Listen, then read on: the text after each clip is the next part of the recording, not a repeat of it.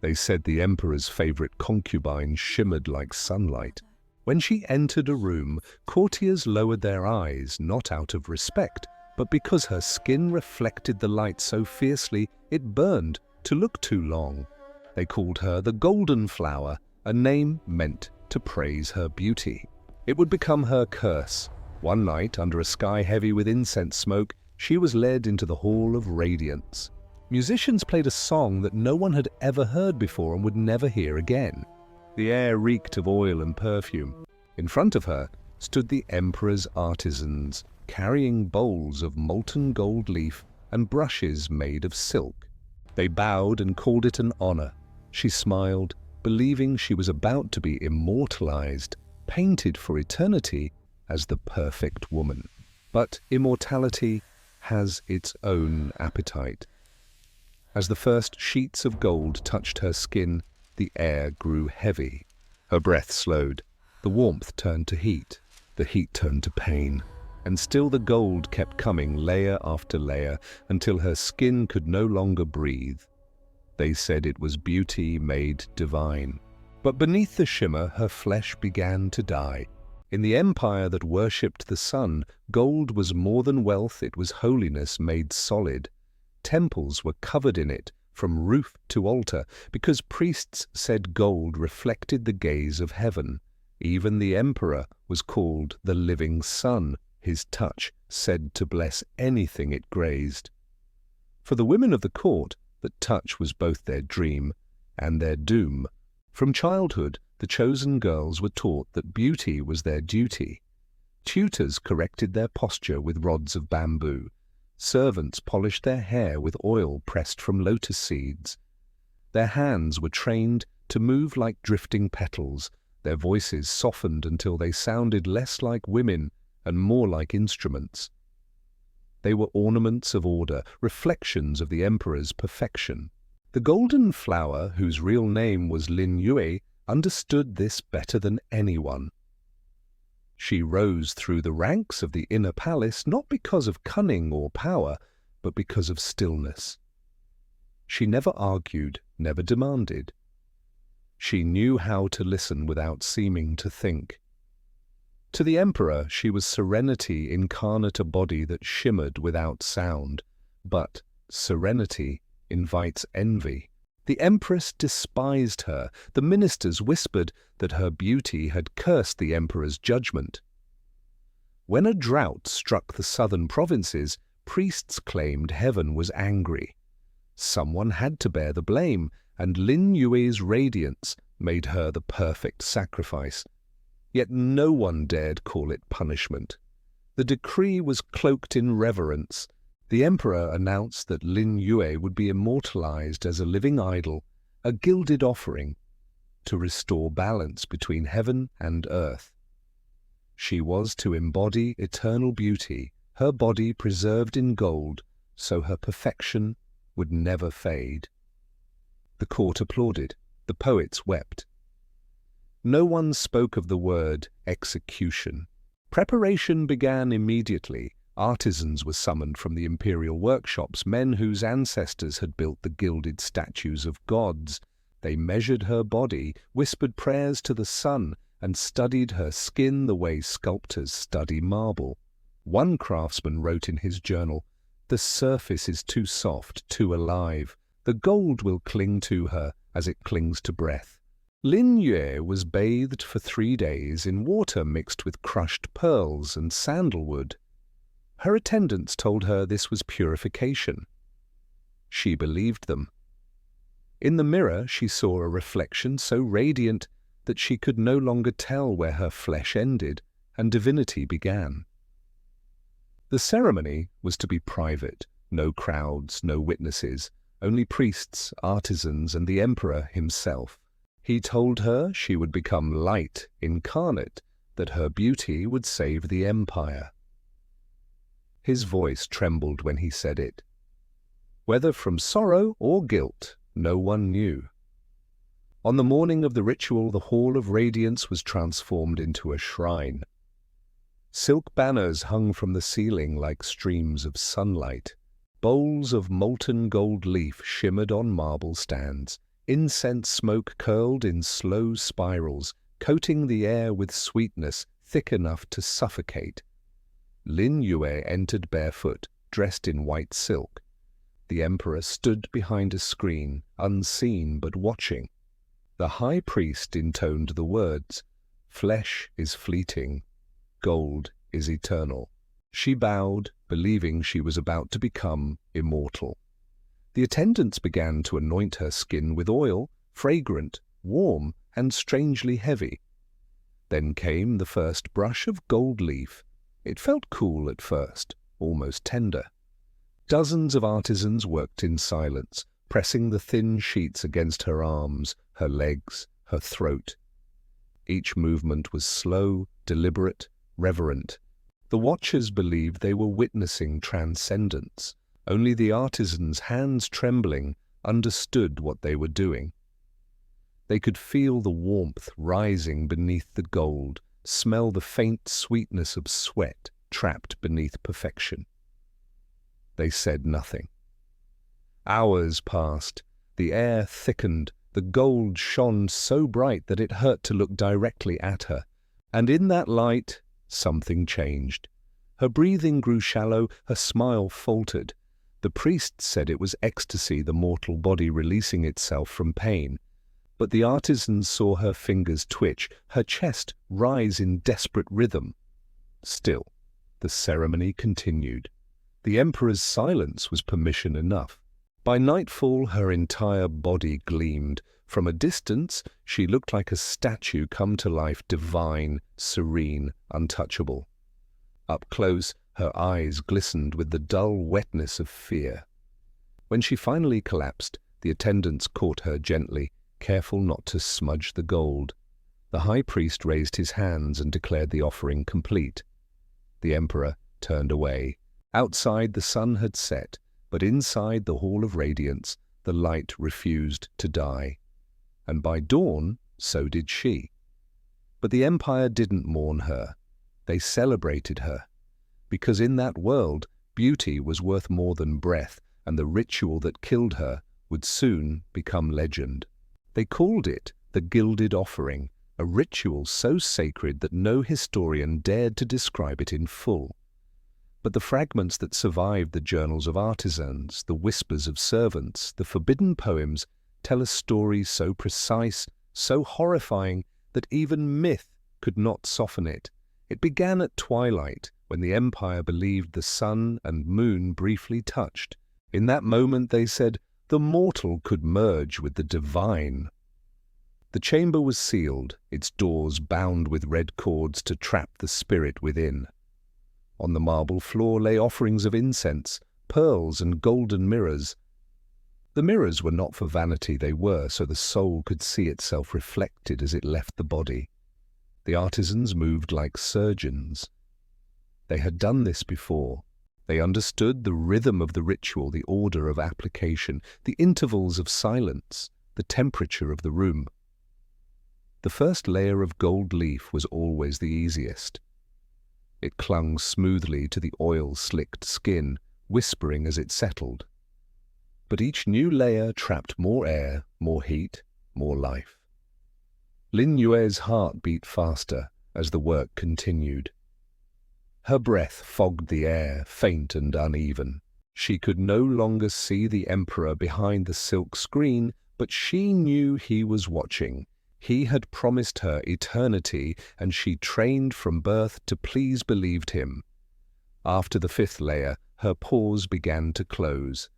The artisans knew this point well. The human body, when sealed completely, begins to suffocate from within. Sweat has nowhere to escape. Heat builds, the blood thickens, the heart, forced to pump harder, begins to fail. They had learned to slow the process, to make death resemble transformation. They paused every few minutes to fan her, to let her catch small breaths through the cracks left near her mouth. When she gasped, they mistook it for devotion. The priest whispered that she was ascending. The sixth layer was applied with brushes dipped in resin. The air filled with the metallic scent of gold and something else, something sweet and sickly, like flowers left too long in the sun. Her skin shimmered as if lit from within, but beneath that brilliance, her body was screaming. When the seventh layer came, her chest stopped rising. The artisans hesitated. One of them, an apprentice named Shen, looked at her eyes. They were still open. He would later write in his journal, "I saw the reflection of my own hand in her gaze, and it trembled." But the priest reminded them, no interruptions. To halt the ritual was heresy. They pressed on. Each new layer of gold was now warm to the touch. The trapped heat began to blister the skin beneath. Tiny pockets of air formed under the surface, swelling, stretching, then bursting silently. Her flesh cooked slowly beneath the perfection. The smell that filled the room was masked with incense, but the artisans knew it well. They did not speak of it for the rest of their lives. The emperor finally stepped forward when the ritual was nearly complete. He carried a brush dipped in molten gold. With it, he traced symbols across her forehead, characters meaning eternal light. The brush hissed softly against her skin. He whispered words no one else could hear. Some said he told her he was sorry. Others said he thanked her. By midnight, she was gone. The priests declared her ascension. They said her spirit had merged with the divine sun. Her body, now entirely coated, stood upright, rigid and gleaming. The gold reflected the flickering torchlight, throwing shimmering patterns across the walls like living fire. She looked almost alive, more perfect than she had ever been. They placed her in a standing coffin lined with silk and mirrors, her face forever turned toward the rising sun.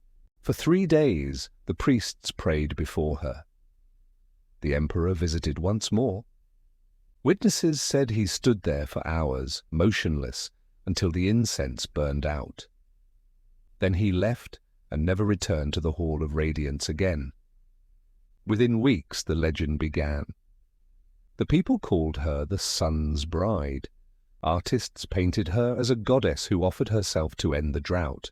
Her story was rewritten until it no longer resembled truth. The ritual itself became a symbol of loyalty, of beauty so perfect it demanded sacrifice. Mothers told their daughters, "Die shining, not dull." But the artisans who had touched her body knew the truth. They saw how, as the days passed, the gold began to shift color, first warmer, then darker. The smell of decay seeped from the sealed chamber. They tried to recoat her, to preserve her perfection, but it was useless. The gold trapped everything, even death. One evening, when the chamber was opened for prayer, a priest noticed a thin crack across her shoulder. Beneath the gold, a line of black had formed. Within months, her entire body beneath the metal had turned to rot, yet the outer shell remained flawless.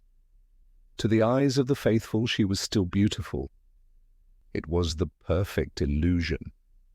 An empire built on appearances had created its ultimate masterpiece, a goddess who looked alive, even as she decayed. They called her immortal, but eternity has a scent, and beneath the gold, it began to bleed through. What remained was not divinity, but a warning disguised as beauty. Decades passed, and the empire moved on. The emperor, who had loved her, turned grey, then cold.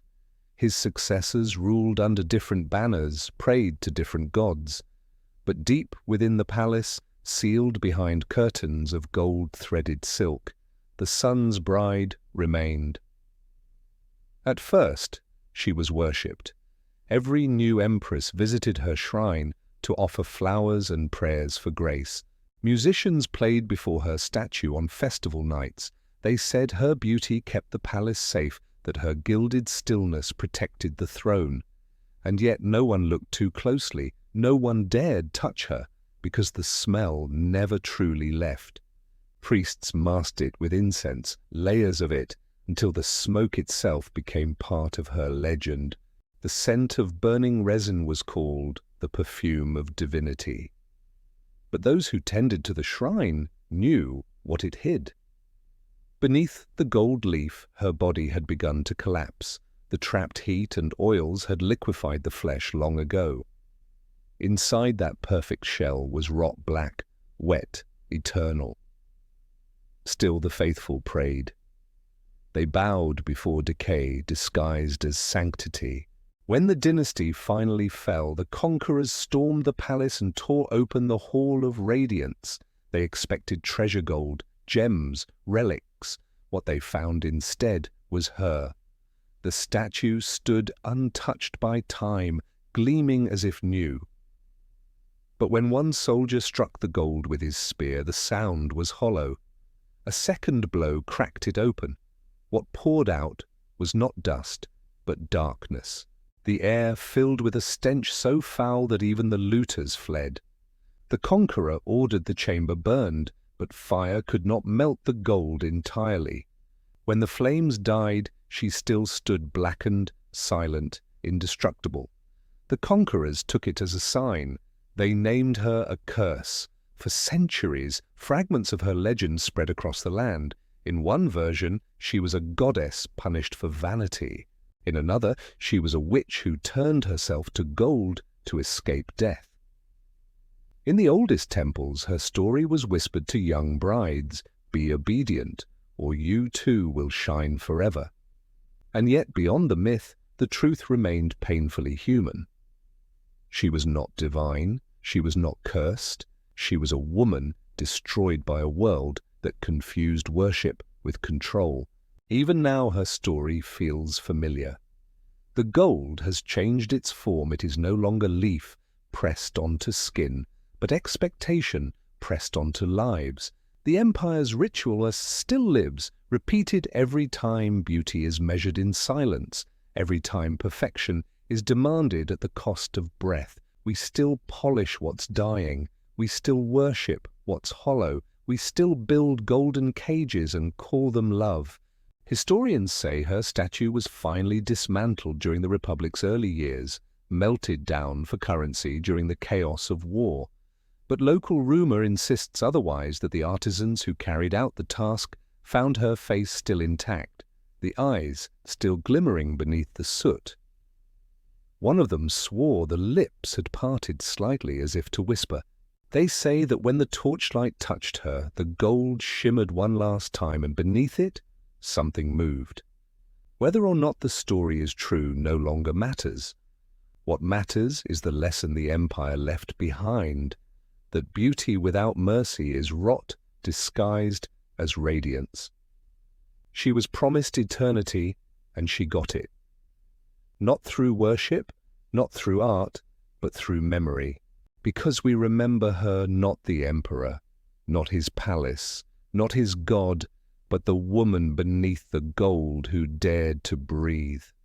They wrapped her in perfection until her skin began to rot, and the world never stopped calling it beautiful.